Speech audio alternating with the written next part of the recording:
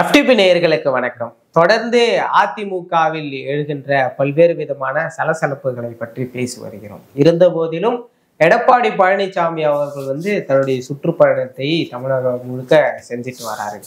இருந்த போதிலும் எங்கெல்லாம் எடப்பாடி பழனிசாமி தன்னுடைய நிலைப்பாட்டை தவிர்த்து இருக்கிறார், அவர் செய்த தவறான முடிவுகள் என்ன, இதை பற்றி பேச நம்மோடு வம்சி அவர்கள் இணைந்திருக்கிறார். வணக்கம். குறிப்பா எத்தனையோ தலைவர்கள் இருந்தார்கள். குறிப்பா முதலமைச்சர் வேட்பாளராக இருக்கும்போது அரவணைத்து செல்லும் பண்பு இருக்கும். அதை எடப்பாடி அவர்கள் தவிர்த்து விட்டார், அதை செய்யாமல் விட்டு விட்டார் என்ற ஒரு பார்வை இருக்கு. எடப்பாடி செய்த தவறுகளா நீங்க என்னென்ன பாக்குறீங்க? எடப்பாடி ஃபர்ஸ்ட் ஒரு விஷயம் நான் பாசிட்டிவ் சொல்லிடுறேன். ஏன்னா எடப்பாடி ரொம்பவே ஒரு இக்கட்டான சூழலில் அந்த முதலமைச்சர் பதவி ஏற்றுக்கிட்டாரு. அவர் ஏற்றுக்கிட்ட அந்த நேரத்தில் யாரும் இந்த ஆட்சி 4.5 வருஷம் கம்ப்ளீட்டா பண்ணுவாங்கன்னு யாரும் எதிர்பார்க்கல. ஆனால் இவர் உறுதியா நின்று அந்த 4.5 வருஷம் கம்ப்ளீட் பண்ணி அந்த ஒரு நல்ல ஆட்சியை கொடுத்தாரு. அந்த ஒரு விஷயத்துல எடப்பாடி பாராட்டி தான் தீரணும். அவர் இடத்துல ஜெயலலிதாவே இருந்தாலும் இவ்வளவு சவால்களை சந்திச்சு அவங்க இவ்வளோ எல்லா சைடு நெருக்கடிகள்லாம் சந்திச்சு அவங்களால அந்த 4.5 வருஷம் கம்ப்ளீட் பண்ணியிருப்பாங்களா அப்படின்னு சந்தேகம் தான். பட் இவர் பண்ணாரு. பண்ணும்போது நல்ல ஒரு நிர்வாகம் சார்ந்த முதலீடுகள் இருப்பதாகட்டும், உட்கட்டமைப்புல அங்கங்கே வளர்ச்சி கொண்டு வந்தாகட்டும், ஒரு ஷார்ட் டேர்மா சில பிளான்ஸ் இம்ப்ளிமெண்ட் பண்றதாகட்டும், அதனால நல்ல ஒரு விஷயம் தான் செஞ்சாரு. ஆனா அதை தாண்டி அவர் வெற்றி பெறலன்னா அதுக்கு அரசியல் ரீதியா அவர் சில தவறுகள் செய்தார். ஃபர்ஸ்ட் அதிகாரத்துல இருக்கும்போது அவர் பண்ண ஒரு பெரிய தப்பு என்னன்னு சொன்னோம்னா, முதல்ல நகர்ப்புற உள்ளாட்சி தேர்தல் நடத்தாது. ஏன்னா 2020 2 கட்டமா கிராமப்புறமும் முதல்ல நடத்தி நகர்ப்புறத்தை அப்புறம் நடத்தலான்னு பிளான் பண்ணாரு. கிராமப்புற உள்ளாட்சி தேர்தலில் திமுக அதிக கவுன்சிலர் ஜெயிச்சோடனே நகர்ப்புறம்னா இதோட அதிகமா போகும், நம்ம ரிஸ்க் எடுக்க தேவையில்லை அப்படின்னு சொல்லி அவங்கட்டாங்க. நகர்ப்புறத்தை நடத்தினால் திமுக அதிக கவுன்சிலர் ஜெயிச்சிருக்கலாம். ஆனா 22 வாஷ் அவுட் ஆனமா அதிமுக வாஷ் அவுட் இருக்காது. கொஞ்சம் இப்ப சென்னை போன்ற இடங்களை கூட ஆளுங்கட்சின்றது 60 ஒரு கிட்டத்தட்ட ஒரு 40% இடங்களை வெற்றி பெற்று இருக்கலாம். அந்த கோவிடுக்கு அப்புறம் ஒரு நல்ல சூழல் இருந்தது. அதுல வெற்றி பெற்ற என்ன ஆகும்னா, உங்களுக்கு எம்எல்ஏ எலெக்ஷன் வரும்போது அந்த கவுன்சிலர்ஸ் கொஞ்சம் ஒர்க் பண்ணுவாங்க. ஒரு அமைப்பு ஒன்று இருக்கும் அந்த ஊர்ல, அது கொஞ்சம் ஒர்க் பண்ணும். இப்ப சென்னை போன்ற இடங்கள்ல அதிமுக ரொம்பவே பலவீனமான காரணம் என்னன்னா, கவுன்சிலர்ஸ் இல்லை. கவுன்சிலர்ஸ் இருந்தா வேலை செஞ்சிருப்பாங்க. பிளஸ் இங்க சென்னையில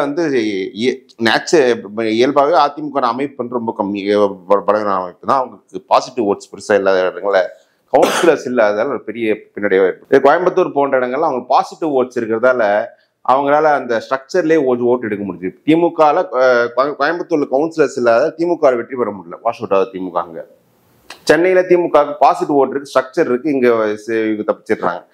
இந்த ஒரு பின்னடைவால் இன்றளவும் சென்னையில அதிமுக பலவீனமா இருக்கு. நம்ம பாக்குற சர்வே அனாலிசிஸ் எல்லாம் பார்க்கும்போது சென்னையில அதிமுக ரொம்ப பலவீனமா இருக்கு. பெரிய அளவுக்கு அவங்க வெற்றி பெற முடியாத ஒரு சூழல் தான் இருக்கிறத நம்ம பார்க்கலாம். அடுத்து அவர் பண்ண பெரிய தப்பு என்னன்னா, அந்த தப்பும் இன்றளவுக்கு பெரிய அளவுக்கு துரத்திட்டு இருக்கு தப்பு என்னன்னா, இந்த 10% அது ஏன் கொடுத்தாருன்னா, 2019 நாடாளுமன்ற தேர்தலில் அதிமுக பாமக கூட்டணி இருந்தும் எடப்பாடி செக்மெண்ட்ல திமுக லீடு காமிச்சிருக்காங்க. ஒரு 10,000 ஓட்டு லீடிங். ஸோ அவருக்கே அங்க பிரச்சனை வந்துடும், தன்னுடைய பொசிஷனை காப்பாத்திக்கணுன்றதுனால்தான் பாமகவையும் சேர்த்துக்கிறாரு, 10% அங்க கொடுக்குறாரு. வன்னியர் 10%. ஸோ இந்த 10% கொடுத்ததா என்ன ஆகுதுன்னா, நான் வன்னியர் ஓட்டு பெரிய அளவுக்கு சரி. ஏன்னா வட மாவட்டங்களோட அரசியலே அதுதான், வன்னியர் வர்சஸ் நான் வன்னியர் தான் எங்க பாலிடிக்ஸ். இங்க அதுல கொஞ்சம் தலித்ஸ் கொஞ்சம் அக்ரெசிவ் அவங்களோட ரோல் எடுப்பாங்க. சில நான் வன்னியர் ஓபிசிஸ் நாயுடுஸ் மாதிரி செக்ஷன்ஸ்லாம் அவங்க ரோல் இருக்கும். இந்த நான் வன்னியர் பாலிடிக்ஸ்ல நான் வன்னியர்ஸ் திமுகவுக்கு பெரிய அளவு கன்சாலிடேட் இருக்காங்க. இன்றளவும் அந்த போலரைசேஷன் கண்டினியூ ஆயிட்டு இருக்கு. இப்ப நீங்க நீங்க பார்லிமெண்ட் எலெக்ஷனே பாத்தீங்கன்னு வச்சுக்கோங்களேன், நான் வன்னியர்ஸ் ஃபுல்லாக கன்சிடர். ஏன்னா இங்க பாமக ஒரு பக்கம் இருக்கு, பாஜக.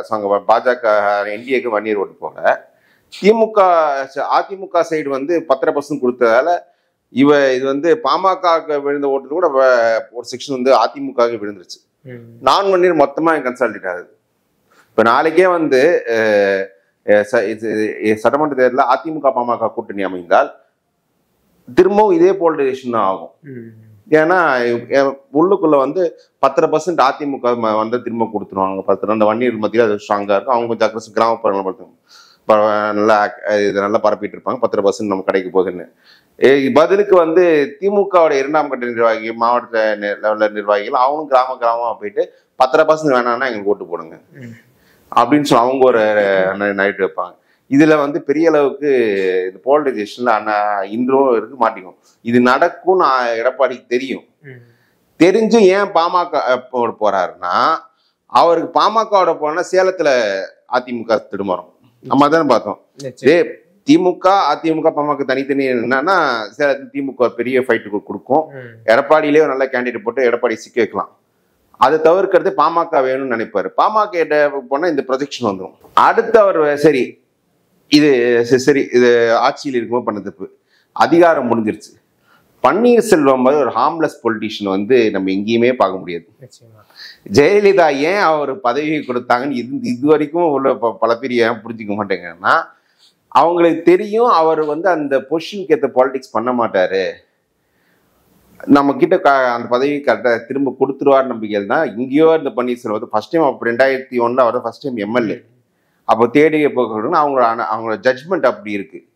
அப்படிப்பட்ட பன்னீர்செல்வத்தை விளக்கியது வந்து ஏற்கனவே முக்குளத்தோறும் எதிராக இருந்தாங்க தினகரன் சசிகலா விஷயத்துல 10% அவங்களுக்கு பாதிப்பே இல்லாட்டி 10% எங்களுக்கு பாதிப்புன்னு ஒரு சில செக்ஷன்ஸ் அவங்க ஏற்றுட்டு இருக்காங்க. தென் மாவட்டங்கள்ல நீங்க 21 கொஞ்சம் கம்மியான ரிசல்ட் தான். 21 ஜெயிச்சவங்க யாருன்னு முக்குளத்தோர் மந்திரிகள் ஜெயிச்சாங்க, மற்ற கேண்டிடேட்ஸ் பெருசா ஜெயிக்கல.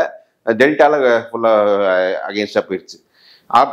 பன்னீர்செல்வத்தை விளக்கியவுடன் மேலும் அந்த முக்குளத்தோர் மத்தியில் மேலும் ஒரு அதிருப்தி வந்து இவர் ஃபுல்லாவே கட்சி எடுத்துக்க பாக்குறாரு அப்படின்ற ஒரு இரட்டை தலைமை மாதிரி ஒற்றை தலைமை வந்தது தான் அவங்களுக்கு ஊர்ல. நீங்க வந்து பன்னீர்செல்வமே இரட்டை தலைமை ஒருத்தரை கண்டினியூ பண்றதுல எடப்பாடிக்கு ஒரு பிரச்சனை இருந்திருக்காது. அது கட்சியோட ஒரு இமேஜ், காஸ்ட் நியூட்ரல் இமேஜும் கொஞ்சம் கொடுத்துருக்கோம். அது ஒரு பன்னீர்செல்வத்தை வச்சு நீங்க தென் மாவட்டத்திலேயே கொஞ்சம் நீங்க மறுபடியும் ஃபிக்ஸ் பண்ணிருக்காங்க கட்சி. அது நடக்காம போயிடுச்சு. அது நடக்காததால இங்க வந்து இப்ப தென் மாவட்டங்கள்ல எதிர்ப்பு அடிச்சு அவர் அதை மீறி அந்த கட்சியின் சின்னத்தையும் அவர் நீதிமன்றத்தில் வாங்கினது அது ஒரு லக்கு அச்சீவ்மெண்ட். பட் வாங்கி ஒரு பிரயோஜனம் இல்லை. இப்போ 24 பார்லிமெண்ட் எலெக்ஷன் பார்த்தோன்னா நீங்க வந்து தேனி 2019 நீங்க ஜெயிச்ச தொகுதி டெபாசிட் போச்சு. ராமநாதபுரத்துல டெபாசிட் போய் 1 லட்சம் ஓட்டு கீழே. மதுரை, அதாவது அதிமுகவில் ரொம்ப ஒரு பெரிய ஸ்ட்ராங்கா இருக்கக்கூடிய ஒரு ஏரியா மதுரை சிட்டிஸ்ல, அங்க 3வது போறீங்க. இத்தனைக்கும் அதிமுக கேண்டிடேட் நல்ல கேண்டிடேட். அவர் வந்து பிஜேபியில இருந்தார். பிஜேபியில வந்து திமுக இருந்தார். அப்புறம் திமுக பிஜேபி போனாரு. பிஜேபியில அவர் தான் எம்பி சீட் கொடுத்துருப்பாங்க. ஆனா அவருக்கு வந்து கடைசி அதிமுக எம்பி சீட் கொடுக்குறாரு. அவர் கண்டஸ்ட் பண்ணி 3வது வருது. எங்க தூத்துக்குடியில உங்க வேட்பாளர் எங்கேயோ கிடைக்கும், அது ஒரு டெபாசிட் போச்சு. திருநெல்வேலியில ஒரு டெபாசிட் போச்சு. கன்னியாகுமரியில நாம் தமிழோட குறைவா ஓட்டு 50,000 ஓட்டு கூட வரல. ஸோ இதெல்லாம் பன்னீர்செல்வத்தை வெளியேற்றி போயிருக்கு. அப்பனா அந்த கட்சி எவ்வளவு பெரிய பலவீனம் அடைஞ்சிருக்கு. இது பெரிய தப்பு. இது எல்லாத்தையும் விட பெரிய தப்பு என்னன்னா 2024 பாஜகவுடன் கூட்டணி வைக்காமல் போனது. அதாவது ஒரு லீடருக்கு என்னன்னு தன்னோட ஓட்டோட தன்மை என்னன்னு புரிஞ்சுக்கணும். இப்போ நான் வந்து ஒரு ஓட்டு வாங்குறேன், அந்த ஓட்டு பேஸை வச்சுட்டு கூடுதல் எக்ஸ்ட்ரா ஓட்டு வாங்கணும். இந்த வந்த ஓட்டை வச்சு என்ன பிரயோஜனம் இல்லை, ஜெயிக்க முடியும்னு சொல்லி இதை கலைச்சு போட்டு எதிரி எடுத்த ஓட்டு நான் எடுக்கணும்னு நினைச்சா திமுக சென்டர் லெஃப்ட் காங்கிரஸ் வச்சு செக்கில வாசார்பன்மை தலித்ஸ் எல்லாரும் ஒரு பக்கம் ஒரு சோசியல் காம்பினேஷன் பில்ட் பண்ணி அவங்க ஓட்டு எடுக்கிறாங்க. அது வெற்றி வருது. நீங்க உங்களுக்கு வந்ததும் ஒரு நல்ல ஒரு காம்பினேஷன் ஹிந்துத்வா கொஞ்சம் மைண்டட்ல இருக்காங்க, ஓபிசிஸ் ஓட்டு கன்சல்டேட் பண்ண கொஞ்சம் 1 இயர் ப்ளஸ் வேற கொண்டுன்னு வருது. இதுல வந்து நீங்க ஃபுல்லா ஓபிஎஸ் வெளில அமைச்சிட்டு பிஜேபி வெளில எனக்கு அங்க இருக்கிற செக்குலர் ஓட்ஸ் சிறுபான்மை வாக்காளர்கள் தலித்து உங்களுக்கு ஓட்டு போடுவாங்க நீங்க நினைச்சீங்கன்னா அது வரல. அது பெரிய மிஸ்டேக். 24 நீங்க கூட்டணி வைக்காம போனது பெரிய மிஸ்டேக். இது 24 நீங்க கூட்டணி வைக்காத விளைவு என்னன்னா, பன்னீர்செல்வம் ஒரு பெரிய ராமநாதபுரத்துல 2வது வந்து ஒரு ஃபோர்ஸா ஒரு பெரிய இம்பாக்ட் ஏற்படுத்திட்டாரு. தினகரன் அவர் தேனியில ஒரு ஃபோர்ஸ் மட்டும் ஏற்படுத்திட்டாரு. பிஜேபிக்கு இவங்க 2 பேர் பெரிய அளவு கான்ட்ரிபியூஷன். பிஜேபியோட ஓட்டு 11% எடுத்துட்டு போயிட்டாங்க. பாமக ஒரு 4.5%. அதுதான் பாமக ஓட்டு நிறையவே அதிமுக ஷிஃப்ட் ஆயிட்டானோ எலெக்ஷன்ல 21 எவ்வளோ ஓட்டு இருக்கோ அதே ஓட்டு அங்கே பாமக எலெக்ஷன் ஆஃபீஷியலாக இருக்கிற மாதிரி காமிச்சிட்டாங்க. சீமான் 8% போயிட்டார். ஸோ பன்னீர்செல்வம், தினகரன், அன்புமணி, சீமான், போனஸ் அண்ணாமலை இருந்த பாஜக 11% போயிடுச்சு. இப்ப நீங்க மறுபடியும் பாஜக உள்ள நீங்க கூட்டணி வைக்கும்போது அவன் 11%க்கு தான் இப்போ ஓட்டு கேட்கிறான். அது 11%க்கான சீட்டு வாங்குறது தான் அவங்க பாலிடிக்ஸே பண்ணிட்டு இருக்காங்க. இப்ப செங்கோட்டையனை அமித்ஷா சந்திச்சது கூட இது ஒரு மாதிரி ஒரு 11% சீட்டு கொடுங்கன்ற மாதிரி பார்கெயின் பண்றது தான். இல்லை செங்கோட்டையை வச்சு நான் ஒரு அணி கூட ஃபார்ம் பண்ணிடலாம் அப்படின்ற அந்த மாதிரி ஒரு திட்டம் தான் கொடுக்குறாங்க. ஸோ அந்த 11% நீங்க ஃபர்ஸ்ட் பாஜக எடுக்க விட்டுருக்கு. 11%க்கு ஒரு சீட்டு கொடுங்கன்னா அவங்க 50 சீட்டு கொடுப்பாங்க. அப்போ 50 சீட்டு கொடுத்தா அதிமுக எவ்வளோ கண்டெஸ்ட் பண்ண முடியும்? பாமக 20 சீட்டு தான். ஸோ இதுலேயே ஒரு 170 சீட்டு கம்மியாக அதிமுக வருது. இதுல இது இருந்தும் உங்களுக்கு வெற்றி பெற முடியாது. நாம் தமிழரோ இல்லை வேற மூணாவதோ ஒரு விஜயோ ஒரு ஃபோர்ஸ் சேர்க்கணும்னா அதிமுக 170, 130 சீட் தான் கண்டெஸ்ட் பண்ண முடியும். இவ்வளோ சிக்கலாயிருக்கு. இதுல இப்போ என்ன கேட்குறாங்க இவங்க செங்கோட்டையன் போன்றவங்க, ஓபிஎஸ்ஸே நீங்க சேர்த்துக்கொள்ள மாட்டேன். புரியுது, ஓபிஎஸ் ஒரு கட்சி எதுவும் வைக்கல, அவர் தனியா ஒரு குரூப் வச்சு நாங்க போட்டி அணியும் செயல்பட்டு நீதிமன்றத்தில் வழக்கெல்லாம் இருக்கு. ஓபிஎஸ் நீங்க மட்டும் ஓகே. தினகரன் தனியா அமமுக கட்சி, இந்த கட்சியோட கூட்டணி வைக்கிறது உங்களுக்கு என்ன பிரச்சனை? ஸ்டாலின் வைகோட வச்சிருக்காருல்ல, நீங்க கூட்டணி வச்ச என்ன? அந்த கூட்டணி வைக்க மாட்டேன்னு சொல்றதால தான் இப்போ செங்கோட்டையன் போன்றவங்க எல்லாம் நீங்க என்ன நினைச்சிட்டு இருக்கீங்கன்னா, இதே அதிமுக பாமக பாஜக அணி தான் 21 இருந்து தோத்து போச்சு. அதுல இப்ப பாஜக அதிகமா சீட்ல நிக்கிற வாய்ப்பு இருக்கு.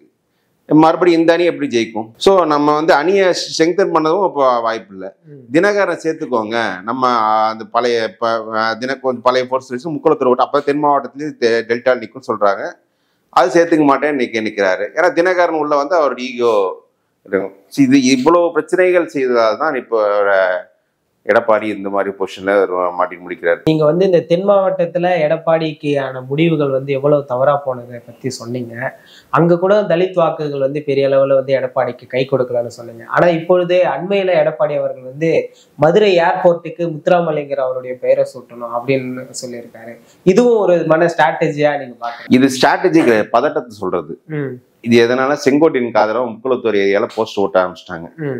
அதை பார்த்துட்டு தான் இப்போ திண்டுக்கல்ல பேசும்போது, ஆத்தூர்ல பேசும்போது சொல்றாரு, அது ஆத்தூர்ன்றது ஷுவரா அதிமுக தோக்குற தொகுதி, பெரியசாமி கண்டெஸ்ட் பண்ற தொகுதி. அந்த தொகுதியில் போய் சொல்றாரு போயிட்டு, நான் முத்துராமலிங்க தேவர் பேர் வைக்கிற ஏர்போர்ட்னு. அதாவது தமிழ்நாட்டு அரசியல்ல இப்போ சில கான்ட்ரவர்ஷியலான சில சப்ஜெக்ட்ஸ்ல இருக்கு. அதுல பெரிய கட்சிகள் அதை கடந்து போயிடுவாங்க. ஜெயலலிதாவும் கருணாநிதி இந்த இஷ்யூக்குள்ள போயே வரல.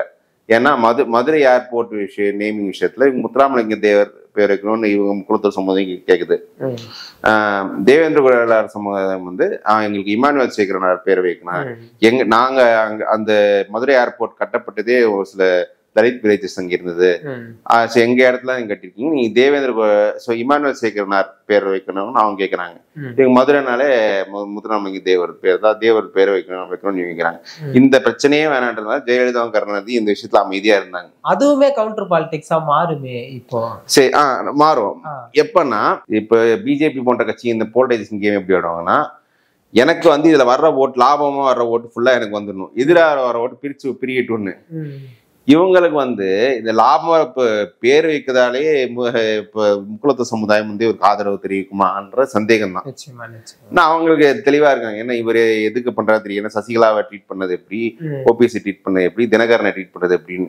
இவரை சும்மா ஏர்போர்ட்டுக்கு பேர் வைக்கிறேன்றதுக்காக இவர் இப்ப சொன்னா, அதுவும் இந்த பேர் இந்த சப்ஜெக்ட் இது சென்ட்ரல் கவர்மெண்ட் இஷ்யூ, அவங்க ஒத்துக்கணும். அவங்க இதே லைன் எடுப்பாங்கன்ற அதுவும் சந்தேகம் தான். பிஜேபி எனக்கு தெரிஞ்சு எடுக்க மாட்டாங்க.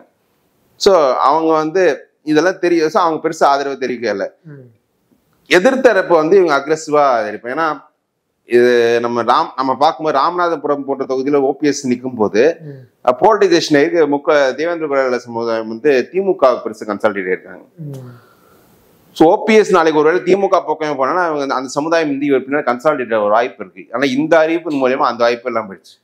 கிருஷ்ணசாமி இமீடியட்டா ஸ்டேட் பண்ணிட்டு அது நீங்க எப்படி நீங்க கேர்லெஸ்ஸா இந்த மாதிரி நீங்க சும்மா பிரச்சாரத்தை ஏதோ போற பக்கம் சொல்லிட்டு போறீங்க, அது எப்படி நீங்க அந்த பேர் வைப்பீங்கன்னு ஜான் பாண்டியன் சொல்றாரு.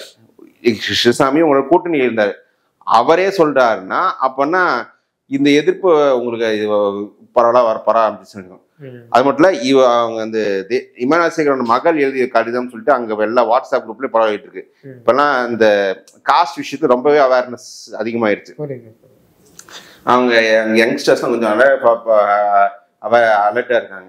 இவங்க எல்லாம் எடப்பாடி நமக்கு துரோகம் பண்றாரு, எப்படி ஏர்போர்ட்டுக்கு பேர் வைக்கலான்னு அவங்க பரவிட்டு இருக்காங்க. இதுக்கு நியாயப்படி முக்குலத்தோர் சமுதாயம் ரியாக்ட் பண்ணும். அவங்க என்ன சொல்றாங்கன்னா, நீங்க யார் எங்கேயா பேர் வைக்கிறது, எங்களை வச்சுக்க தெரியும்னு சொல்றாங்க. சோ இந்த கான்ட்ரடிக்ஷன்ல வந்து ஃபர்தரா அதிமுக பலவீனப்படுது. 2015 ஸ்டாலின் இந்த மிஸ்டேக் பண்ணார். அவர் நான் மதுரை ஏர்போர்ட்டுக்கு தேவர் பேர் வைக்கிறேன் அப்படின்னு சொல்ல போகும்போது 2016 எல்லா எஸ்சி தொகுதிகள் தென் மாவட்டங்கள்ல ரிசர்வ் தொகுதி எல்லாத்தையுமே திமுக தோத்து. திமுகவுக்கு நாடார் ஓட்டு கொஞ்சம் இருக்கு, மைனாரிட்டி ஓட்டு இருக்கு, பிளஸ் முக்குலத்தோர் திமுகவோட முக்குலத்தோர் ஓட்டு கொஞ்சம் இருக்கிறதால மற்ற ஜெனரல் தொகுதியில் திமுக தாக்கு பிடிச்சிருச்சு.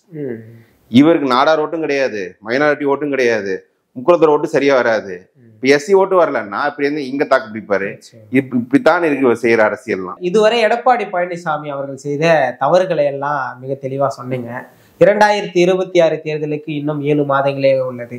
இந்த 7 மாத காலகட்டத்துல எடப்பாடி அவர்கள் வந்து இதை செய்யணும், இதை செஞ்சிடவே கூடாது அப்படின்னா என்ன சொல்லுங்க? சோசியல் ரீதியா அவர் கிட்டத்தட்ட செய்ய வேண்டிய தவறு எல்லாம் போய் செஞ்சிட்டாரு. இப்ப அவருக்கு வந்து 10% விஷயத்துல அவர் இப்ப ஸ்டாண்ட் எடுத்தால் காட்டியும் வந்து 10% இவர் கொடுப்பாருன்ற எண்ணம் வந்துருச்சு. 10% இவர் கொடுப்பாருன்ற எண்ணம் 2 சைடும் வந்துருச்சு. மைனாரிட்டி ஓட்டு இன்னும் நம்பி இவர் வராது. மற்ற செக்ஷன்கெல்லாம் பெருசா ஒன்றும் இல்ல அவர்கிட்ட. சரி, இழக்கிறதுக்கு ஒன்றும் இல்லை. விளையாட கவுண்டர் ஓட்டு எப்படி இவர் பக்கம் நின்னுடும். உள்ள உட்கட்சி ரீதியா என்னன்னா, இப்போ வர்ற தகவல்னா எப்படி பார்க்க தெரியுதுன்னா, அடுத்து வந்து வேலுமணி நீக்கப்படலாம். செங்கோட்டை நம்ம அறிவிச்சார்ல அந்த 5 பேரு, அதுல எனக்கு என்ன வேலுமணி தங்கமணி போன்ற பேர்ல அதுல ஒரு வேளை வேலுமணி நீக்கிட்டாங்கன்னா அது பெரிய செட்பேக் ஆனது. ஏன்னா வேலுமணி கண்ட்ரோல்ல கிட்டத்தட்ட 3 மாவட்டங்கள், கோவை, திருப்பூர், நீலகிரி. திருப்பூர் நீலகிரியில கூட ஓகே, கோவையில 10க்கு 10 ஜெயிச்சு கொடுத்தாரு. இவர் வந்து இப்ப இந்த 10 தொகுதியிலுமே அதிமுக தோக்குற வேலையை வேலுமணி பண்ணி விட்டுறாரு. அது பெரிய செட்பேக்கா இருந்துடும். ஏன்னா சேலத்துல கூட பாமக கூட்டணி இருந்தாதான் அதிமுக வெற்றி பெற முடியும். பாமக கூட்டணி இல்லைன்னா அதிமுக கிளீன்சி பண்ண முடியாது. ஆனா பெருசா யார் கூட்டணியில பாஜக கூட்டணி இருக்காங்க. மற்ற பெரிய சக்திகளும் வேலுமணி வந்து ஃபுல் கிளீன்சி பண்ணி கொடுத்தாரு கோயம்புத்தூரை. அப்படிப்பட்ட வேலுமணியை நீங்க கட்சி விட்டு போயிட்டாருன்னா உங்களுக்கு பெரிய செட்பேக் வந்துடும். அது அந்த தவறு பண்ணாம இருந்தா போதும். நிச்சயமாக அதிமுகவில் அடுத்தடுத்து என்ன நடக்குதுன்னு பொறுத்திருந்து பார்ப்போம். எடப்பாடி அவர்களுடைய நிலைப்பாடுகளை தெளிவா சொன்னீங்க. நன்றி.